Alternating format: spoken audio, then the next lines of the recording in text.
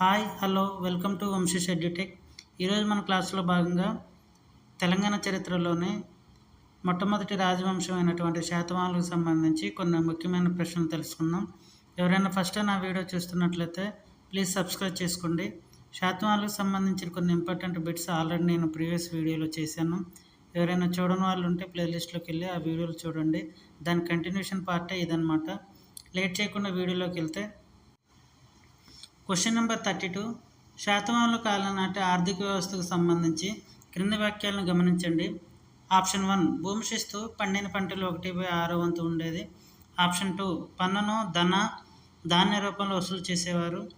Option 3, ధాన్య రూపంలో వసూలు చేసే పన్నును దేయ అనేవారు. ఆప్షన్ 4, చేతి వృత్తులపై విధించే పన్ను శుల్క. ఆప్షన్ 5, నీటిని తోడే పరికరాన్ని రిహత్తర గడియ అనేవారు. పై వాక్యాలలో సరైన వాటిని గుర్తించండి అని అడుగుతున్నాడు. ఒక్కో దాని గురించి డిస్కస్ చేద్దాం. తెలంగాణను పరిపాలించిన రాజులలో మొట్టమొదటి రాజవంశం ఏంటంటే శాతవాహనులు. 2 రాష్ట్రాలను కూడా ఏకం చేసి పరిపాలించిన మొత్తం 3 రాజవంశాలు ఉన్నాయన్నమాట. దాంట్లో మొదటిది శాతవాహనులు, రెండోది కాకతీయులు, 3 కుతుబ్షాహీలు. మొదటిది శాతవాహనులు, రెండోది కాకతీయులు, 3 కుతుబ్షాహీలు అనమాట. ఈ 3 వంశాలు ఆంధ్రప్రదేశ్, తెలంగాణ 2 రాష్ట్రాలను ఏకం చేసి పరిపాలించాయన్నమాట. అంటే తెలుగు మాట్లాడే ఈ 2 రాష్ట్రాలు తెలుగు జాతి వారందరినీ ఏకం చేసి పరిపాలించిన 3 రాజవంశాలు ఏంటంటే శాతవాహనులు, కాకతీయులు, కుతుబ్షాహీలు అనమాట. భూమి శిస్తు పండిన పంటలు 1/6 వంతు ఉంటుందన్నమాట. Option 1 is correct. శాతవాహనుల కాలంలో భూమి శిస్తు 1/6 వంతు ఉంటుంది. అలాగే వడ్డీ 12% ఉంటుందన్నమాట. అప్పుగా తీసుకున్న రుణంపై వడ్డీ 12% ఉంటుంది. భూమి శిస్తు 1/6 వంతు ఉంటుంది. ఈ 2 కరెక్టే. అండ్ నెక్స్ట్ ఆప్షన్ 2, పన్నును ధాన్య రూపాల్లో వసూలు చేసేవారు. ఎస్, ధన రూపంలో మరియు ధాన్య రూపంలో కూడా వసూలు చేసేవారు అనమాట. Option 2 is correct. ధన రూపంలో అయితే దేయ, ధాన్య రూపం అయితే మేయ. ధన రూపం అయితే దేయ, ధాన్య రూపం అయితే మేయ. Option 3 is wrong. మన వృత్తులపై విధించే పన్ను శుల్క అంటున్నాడు. చేతి వృత్తులపై విధించే పన్ను కురుకర. శాతవాహన కాలంలో చేతి వృత్తులు చేసే వారిపై విధించే పన్ను ఏంటంటే కురుకర. ఈ శుల్క నీటి సౌలభ్యం కలిగిన నేలని శుల్క అంటారనమాట. అలాగే నీటిని తోడే పరికరాన్ని రిహత్తర గడియ అంటారని అంటున్నాడు. Option 5 is correct. Option 4 wrong, option 3 wrong. మన క్వశ్చన్లో కింద ఇచ్చిన ఆప్షన్లో 3, 4 ఉన్నది కాకుండా మిగిలింది మన ఆన్సర్ అవుతుందన్నమాట. ఆప్షన్ 1కి 4 ఉంది కాదు, ఆప్షన్ 2కి 3 ఉంది కాదు, 4కి 3, 4 ఉంది కాదు. Option 3 is correct. 1, 2, 5 is correct. 1, 2, 5 is correct. Next question number 33. Satavahana కాలంలో ఉపాధన అనగా చెరువు, బావి, లిఫ్ట్ ఇరిగేషన్ ఆఫీసర్. తగడ అంటే చెరువు. శాతవాహన కాలంలో తగడ అంటే చెరువు, బావిని ఉపాధన అంటారనమాట. మన question correct answer is option 2. Question number 34. హలికులు అనగా వడ్రంగులు, వర్తక సంఘాలు, మేదరి పనివారు, చిన్న సన్నకారు రైతులు. కరెక్ట్ ఆన్సర్ ఈజ్ చిన్న సన్నకారు రైతులు. హలికులు అనగా చిన్న సన్నకారు రైతులు అనమాట. గహపతులు అంటే భూస్వాములు. పెద్ద రైతుల్ని గహపతులు అంటారు. పెద్ద రైతుల్ని భూస్వాములను కూడా అంటారు. గహపతులని శాతవాహన కాలంలో పిలుస్తారనమాట. చిన్న సన్నకారు రైతులను హలికులు అంటారు. చాలా ఇంపార్టెంట్ ఈ question. Correct answer is option 4. Option 4 is correct. Question number 35. Vasishthiputra Pulomavi కాలంలో పత్తి నుండి విత్తనాలను తీసి దూది తయారు చేసే గరిక యంత్రాన్ని కనుగొన్నది ఎవరు? ప్లీని, టాలమే, రక్కసి లోటాయ్, వృషభదత్తుడు. మన question correct answer is option 3, రక్కసి లోటాయ్. ఇతను గరిక యంత్రాన్ని కనుగొంటారనమాట. వశిష్ఠిపుత్ర పులోమావి లేదా 2వ పులోమావి కాలంలో రక్కసి లోటాయ్ అనే ఒక వ్యక్తి గరిక యంత్రాన్ని కనుక్కుంటాడనమాట. ఈ గరిక యంత్ర సహాయంతో పత్తి నుండి గింజలను వేరు చేసి దూదిని సపరేట్ చేస్తారనమాట. ఈ యంత్రానికి గరిక యంత్రం అని అంటారు. దీన్ని కనుక్కున్నది ఎవరంటే రక్కసలోట. ఎవరి కాలంలో అంటే రెండవ పులోమావి లేదా వశిష్ఠిపుత్ర పులోమావి కాలంలో కనుక్కున్నారనమాట. మన question correct answer is option 3. Next question, శాతవాహనుల కాలంలో బ్యాంక్ డిపాజిట్లు అప్పులపై సాధారణంగా సంవత్సరానికి ఎంత శాతం వడ్డీ ఉండేది? మనం ఆల్రెడీ క్వశ్చన్ నెంబర్ 32లో మనం డిస్కస్ చేసాం. వడ్డీ సాధారణంగా శాతవాహనుల కాలంలో అప్పు డిపాజిట్లపై వడ్డీ ఎంత ఉంటుందంటే 12%. Option 2 is correct. Next question number 37, క్రింది వాక్యాలలో సరికాని వాక్యాన్ని గుర్తించండి. క్రింది వాక్యాలలో సరికాని వాక్యాన్ని గుర్తించండి అని అడుగుతున్నాడు. సరైనదా సరికానిదా మనం 1-2 సార్లు క్వశ్చన్ చదివి ఆన్సర్ చేస్తే మంచిది. ఆప్షన్ 1, శాతవాహనుల కాలంలో వర్తక సంఘాలను శ్రేణులు అనేవారు. ఆప్షన్ 2, శాతవాహన రాజ్యంలో ఊజన ఉక్కు తయారయ్యేది. ఆప్షన్ 3, కోటిలింగాల్లో స్వర్ణకారుల కొలిమి బయటపడింది. ఆప్షన్ 4, ఈ కాలంలో విదేశాలతో వ్యాపారం జరగలేదు. చాలా ఇంపార్టెంట్ అనమాట ఈ క్వశ్చన్. దీని గురించి మనం ఎక్స్ప్లెయిన్ చేసుకుందాం. శాతవాహనుల కాలంలో వర్తక సంఘాలు శ్రేణులను పిలిచేవారు. ఎస్, శాతవాహనుల కాలంలో వర్తక సంఘాలను శ్రేణులను పిలిచేవారు.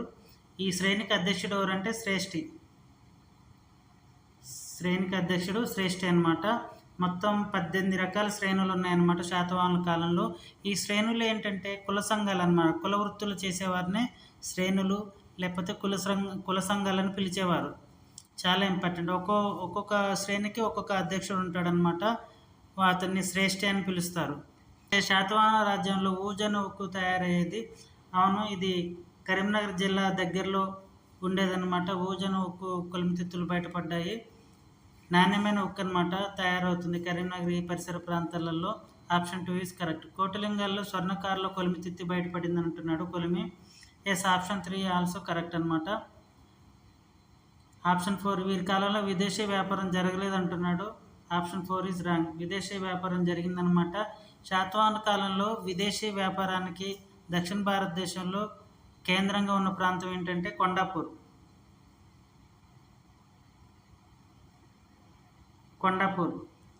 ఈ కొండాపూర్ ప్రస్తుతం సంగారెడ్డి జిల్లాలో ఉందన్నమాట.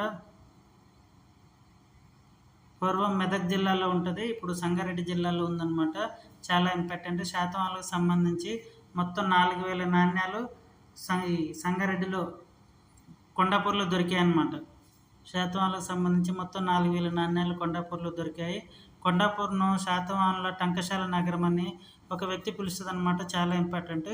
ఆమె పేరు ఏంటంటే సోమశేఖర్ శర్మ, మల్లంపల్లి సోమశేఖర్ శర్మ అనమాట. చాలా ఇంపార్టెంట్.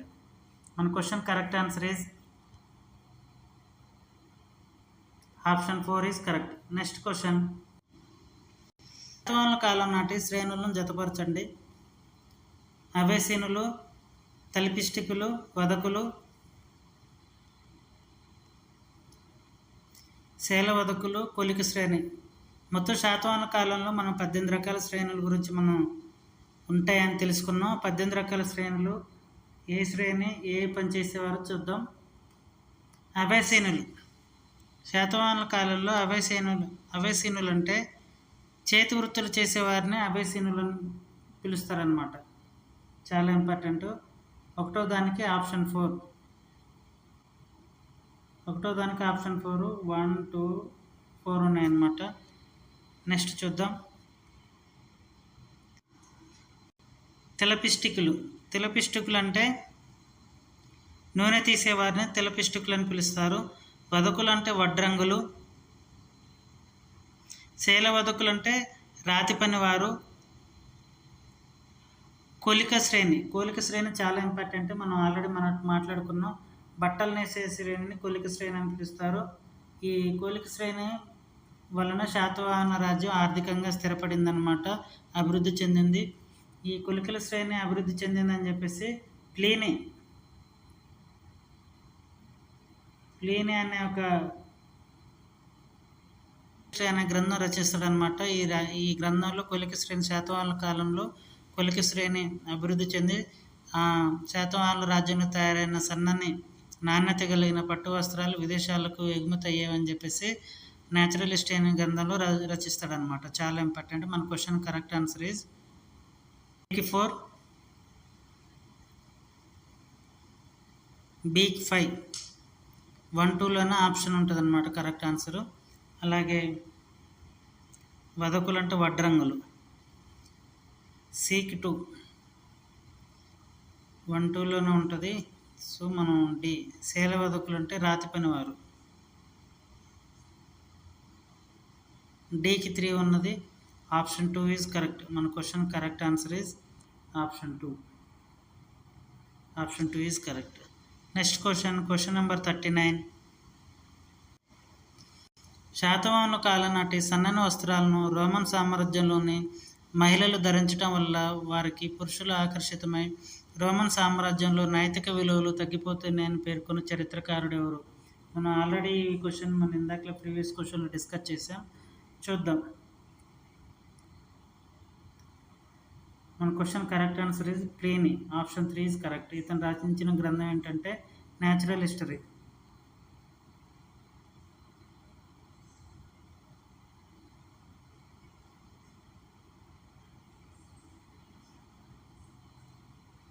ప్లీనీ రచించిన న్యాచురల్ హిస్టరీ గ్రంథంలో రోమన్ సామ్రాజ్యంకి తెలంగాణ నుండి శాతవాహనుల రాజ్యం నుండి సన్నని నాణ్యత కలిగిన పట్టు వస్త్రాలు రోమన్ సామ్రాజ్యానికి ఎగుమతి అయ్యేవని, అక్కడ రోమన్ సామ్రాజ్యంలో స్త్రీలు ఈ బట్టలను ధరించి పురుషులను ఆకర్షితం చేయటం వల్ల రోమన్ సామ్రాజ్యంలో నైతిక విలువలు పడిపోతున్నాయని చెప్పేసి ప్లీనీ న్యాచురల్ హిస్టరీ గ్రంథంలో రచిస్తాడనమాట.